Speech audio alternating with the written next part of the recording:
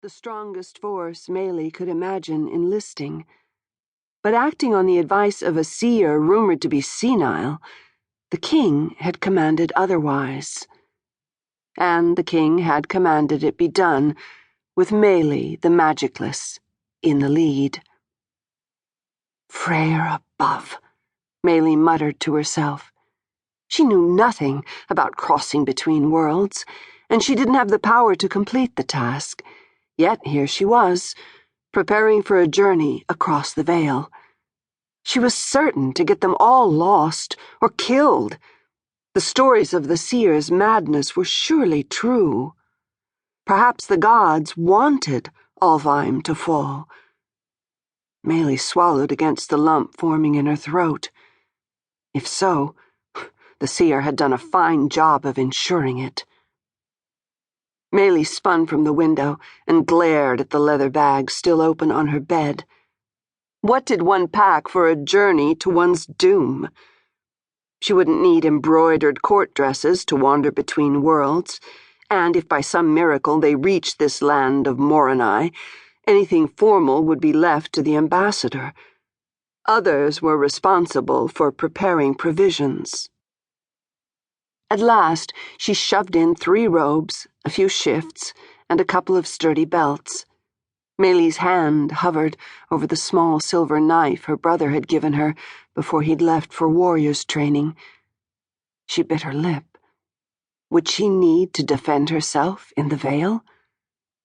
Would it cause offense in a foreign land? Shrugging, she grabbed the hilt and slid her knife into a side pocket of her pack. Duty might lead her forward, but she wasn't going defenseless. "If you could excuse us, Messenger Tesor," Lear began calmly, but inside he seethed. "Perhaps you might enjoy a moment's rest while we discuss this matter." They waited in silence as Kara escorted the stranger from the room. Then, with a shake of his head, Kai grinned at Rollin. "I thought I was the impetuous one.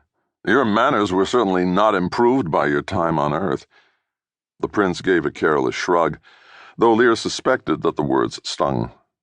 Rollin had spent over 300 years on Earth after a serious argument with his father, and had only returned to save his half-blood daughter's life. The experience had left him a fascinating blend of regal and casual.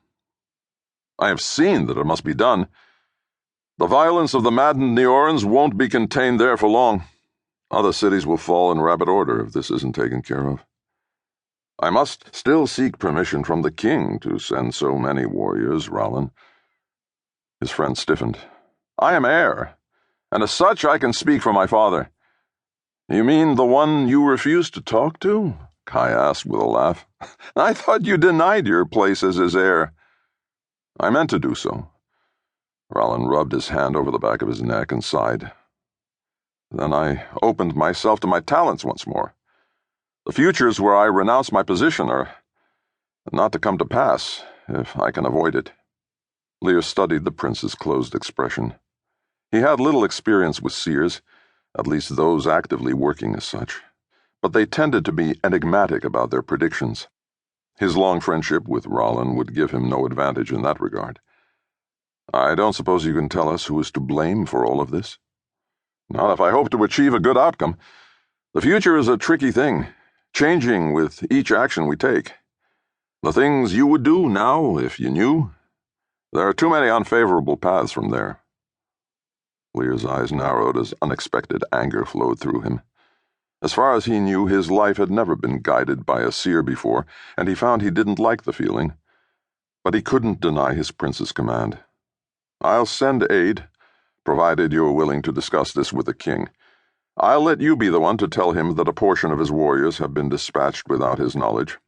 Rollin winced. "He'll demand I return home. But if he thinks an apology—" His friend's jaw clenched tight around words he wouldn't say, but Lear understood. The king might regret the rift he'd caused, but Rollin wasn't ready to forgive him. He might never be. "You can't avoid him forever." "I know." The scowl tightened the prince's face.